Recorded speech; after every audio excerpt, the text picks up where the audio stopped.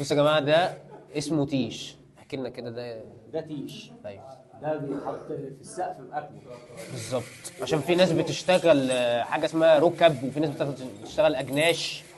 ده بيتحط له عصفوره، العصفوره دي هي اللي بتشيل، يعني بتشيل تقريبا السقف عندنا. بالظبط. بس بتبقى كذا واحده، وزي ما انتم شايفين اهو محطوط في السقف، متعلق بيه والدنيا تمام وموزون وزي الفل. يا جماعه دي انضف مواصفه تشتغل بيها في الجبسون بورد، طبعا بعيدا عن النستاج 4 مللي 4 من 10.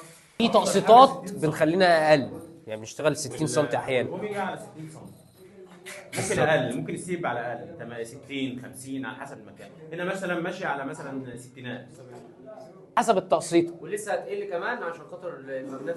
بالظبط، احنا عندنا في عودين ماجنتيك هيكونوا راكبين، فطبعا بيبقى ليها برضو تقسيطه ورسمه مختلفه. احنا بنتكلم في المدى، لكن انا ممكن اتزنق في حته الاقي ان انا بلعب في 60 حسب التقسيطه بتاعتي. والاوميجات كل 60 ما تقلش عن كده.